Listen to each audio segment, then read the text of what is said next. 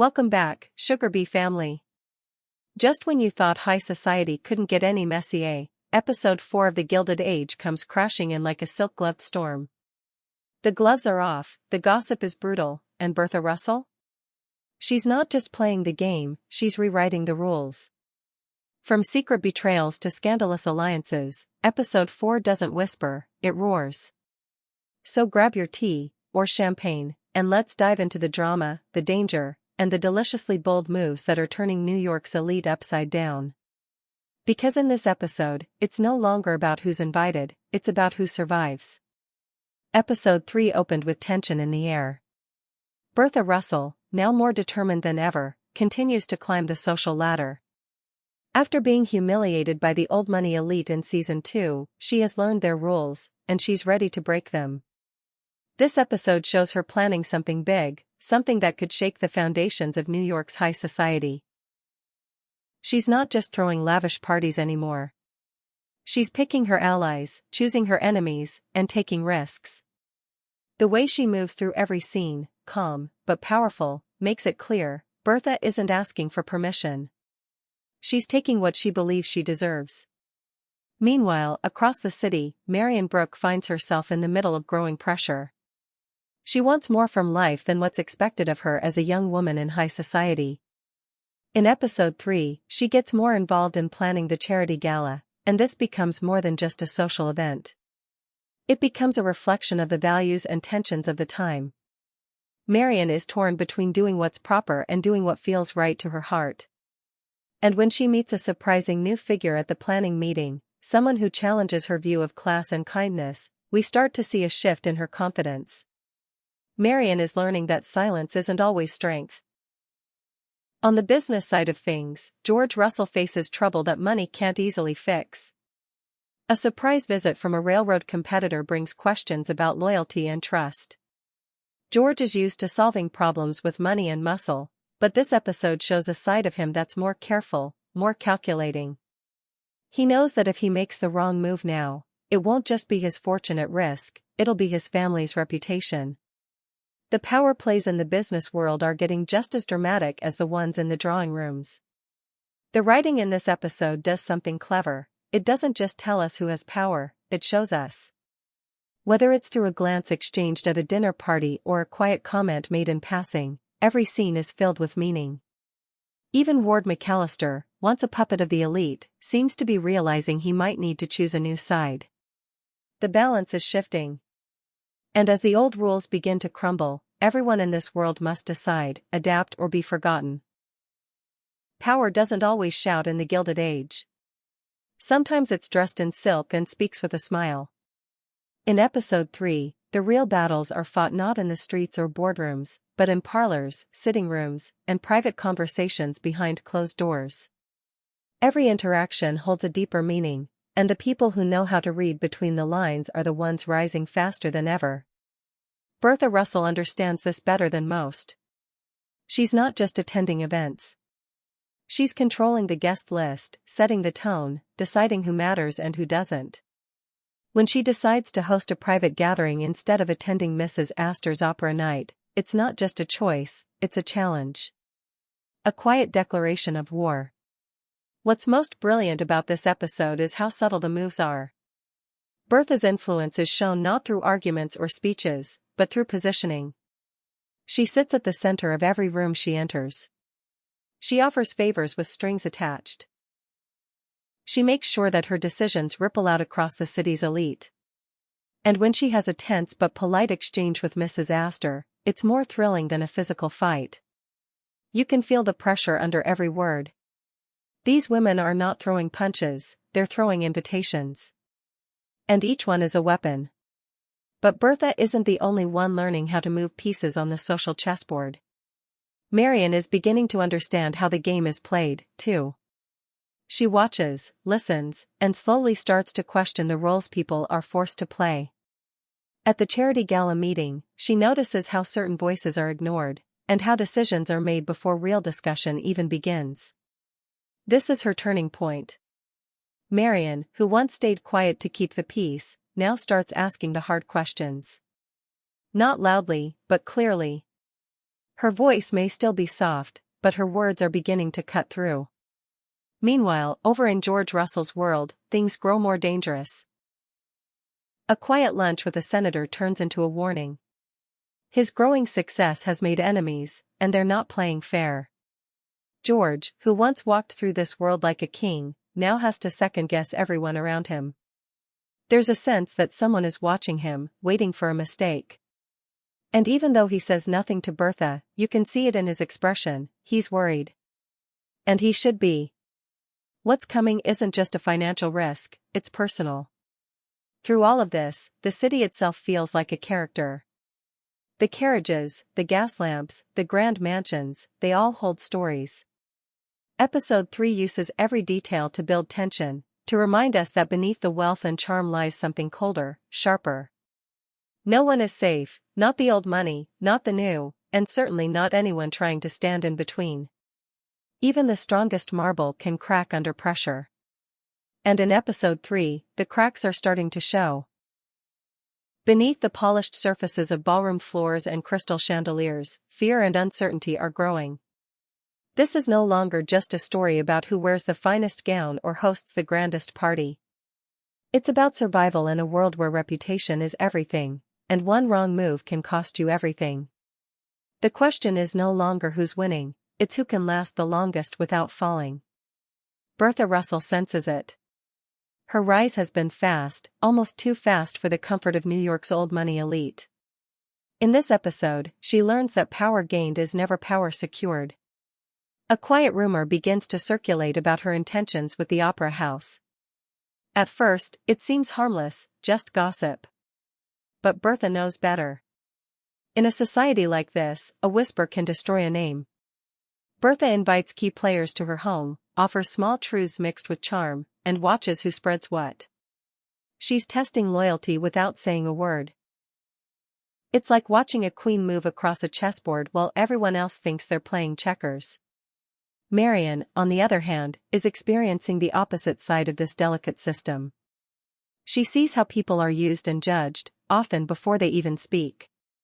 A close moment with one of the charity staff members, a seamstress with a story of her own, opens Marian's eyes to how sharp the lines of class can be. That one conversation shifts something in her. She begins to ask herself what kind of life she truly wants, not just where she fits, but whether she wants to fit in at all. Her world is built on quiet obedience. But something in her expression tells us that silence won't last much longer. And let's not forget Larry Russell, George and Bertha's son, who is quietly becoming one of the most emotionally complex characters this season. In episode 3, he finds himself caught between the legacy expected of him and the feelings he can't ignore.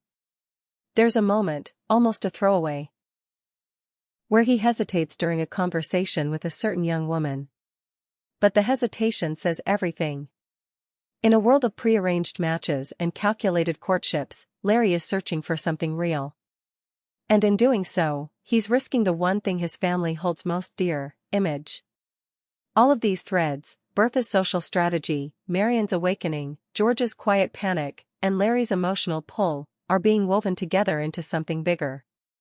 The writers of the Gilded Age know exactly what they're doing. They're building a storm slowly, letting us feel each drop before the downpour begins. This episode, more than any before it, feels like the calm before something enormous.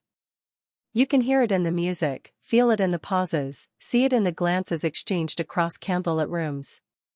Everyone is pretending everything is fine. Behind their eyes, we see it, the fear that things are about to fall apart. Every empire built on secrets eventually faces a reckoning.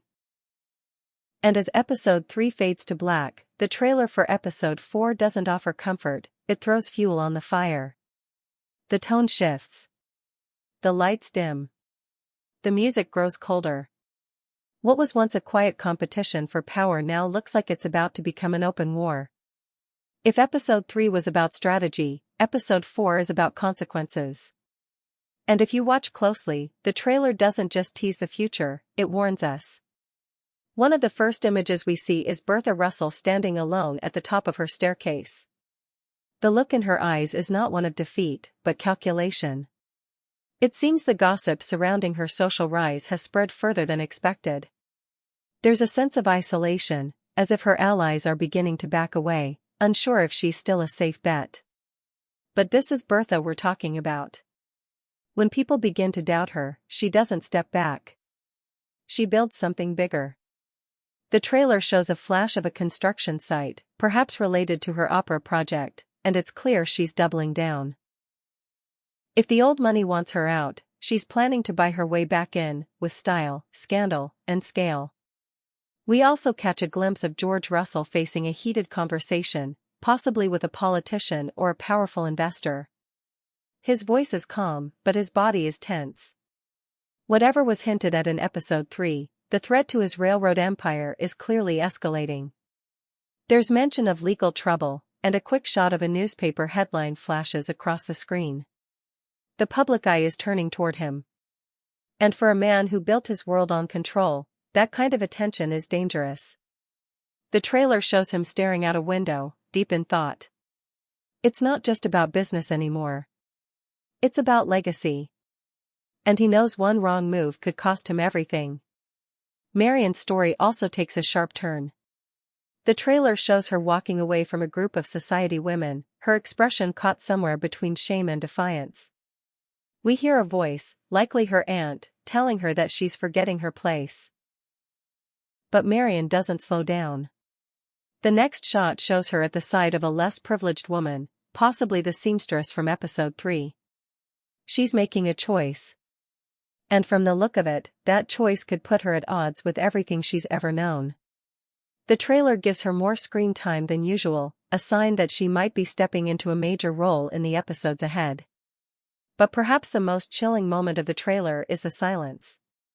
After a whirlwind of images, an argument at a dinner table, a door slammed shut, a sudden illness, a hand gripping a letter, we cut to black. Then a voice says, "Once you open the door, you can't pretend you didn't see inside." It's unclear who says it or who they're speaking to, but it leaves a heavy weight in the air. Something has been discovered, something that could unravel everything. The calm has passed, a war begins in silence. The episode opens with a mood shift. Gone are the subtle games of social manipulation. Now, whispers become weapons. Bertha Russell stands as the centerpiece of this growing tension. Her strategic decisions from episode 3 have sparked whispers, and now the consequences start to surface. The old money elite, led by Mrs. Astor and her allies, are drawing battle lines not just in parlors, but in opera houses, newspapers, and elite dinner tables. The city is no longer a passive stage for drama, it's become a battlefield where every glance, invitation, and cancellation carries weight. The silence is gone. Now, alliances are being tested and influence is being weaponized. As Bertha plans her next move, it's no longer just about inclusion, it's about dominance. The opera house becomes the front line. Bertha's decision to pursue her own opera house, rivaling Mrs. Astor's dominion over the Academy of Music, turns social ambition into all-out war. The trailer flashes images of a construction site, dramatic financial meetings, and newspapers speculating on her motives. The trailer hints at potential sabotage, shifting alliances, and perhaps even betrayal within her own circle. This chapter of the story pits vision against tradition. Bertha isn't asking for a seat at the table, she's building her own table and inviting power players to dine with her instead of the old elite. But power gained quickly in New York society is never secure. Bertha's choices may ignite a feud that will change the social order forever. George Russell's empire under siege. While Bertha fights in the ballrooms, George Russell is under siege in the boardrooms. The trailer shows a storm brewing over his railroad empire. Legal pressure intensifies, as a newspaper headline hints at a scandal that could ruin him. A meeting with a senator grows heated, his calm voice masking growing dread. Someone is pulling strings behind the scenes, and George doesn't know who to trust. This chapter captures the brutal parallel between personal ambition and public risk. The Russell name has climbed to the top, but the higher they rise, the further they have to fall. And as Bertha builds an empire of social prestige, George is left to fight in the shadows to protect everything they built. Marian breaks the mold. Marian Brooks' transformation accelerates in episode 4. The trailer shows her walking away from a circle of society women, head held high. Her growing bond with the seamstress she met in episode 3 deepens, bringing her closer to a world outside her own. This new friendship opens her eyes to injustice, exclusion, and the cost of remaining silent. Marian begins questioning the rules she was raised to obey. She no longer fits the image of a passive debutante. Instead, she chooses action, connection, and truth. Her arc is a rebellion, not loud, but unstoppable. The trailer suggests her decisions will put her at odds with her aunt and possibly sever ties with the world she was born into. Larry Russell's forbidden feelings. The trailer teases the growing inner turmoil of Larry Russell. Caught between duty and emotion, he hesitates, especially when it comes to matters of the heart. A soft, fleeting moment in the preview reveals a romance that threatens the perfect image his family has carefully crafted. The woman at the center of this emotional conflict appears to be someone below his social station, and that tension is unmistakable. Larry's storyline is quietly becoming one of the most emotionally powerful threads of the season. His pursuit of something genuine puts him in conflict with the very foundations of old and new money. His choices could lead to heartbreak, or scandal that ripples far beyond the drawing rooms. The rise of the outsiders. Not all power in episode 4 belongs to the Russells or the Astors. The trailer highlights lesser-known characters stepping into the spotlight. Ward McAllister looks torn, perhaps reconsidering his loyalty to Mrs. Astor.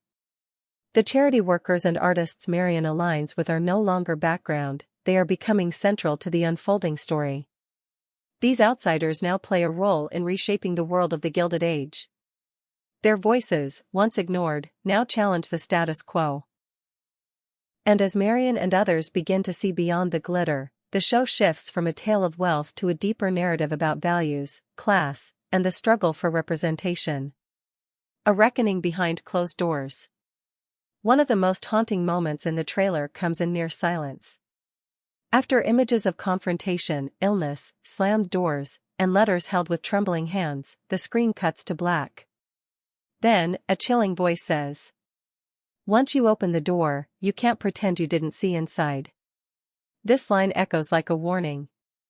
Something devastating is coming, an exposed secret, a betrayal, a scandal. Whether it's a family conflict, a death, or a lie that unravels everything, episode 4 is preparing to push every major character to their limits.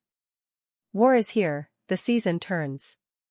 By the end of the trailer, the tone is undeniable, the war is no longer metaphorical. Episode 4 promises confrontation, public and private. The Russells are under siege. The old money elite are on defense. Marian is defecting from her class. Larry is about to risk it all for love. And Bertha? She's preparing her most ambitious move yet. The polite smiles are gone. The rules have changed. And the Gilded Age is no longer just a story of quiet power plays, it's now a battle for legacy, love, and the future of high society. And just like that, the stage is set for war. Not with weapons, but with whispers, power plays, and impossible choices. In the Gilded Age, survival isn't about who has the most money, it's about who knows how to wield it. As Bertha sharpens her strategies, Marian finds her voice, George fights for his legacy, and Larry risks his heart. We're watching more than just drama unfold, we're witnessing the beginning of a social revolution. So ask yourself, when the chandeliers dim and the curtains fall, who will be left standing in this battle for New York's soul? This was Sugar Bee bringing you all the elegance, scandal, and secrets from the Gilded Age Season 3, Episode 4. If you felt that tension rising like we did, hit that like button, subscribe for more breakdowns, and drop your predictions in the comments, because this war? It's just getting started. Until next time, stay curious, stay bold, and stay tuned.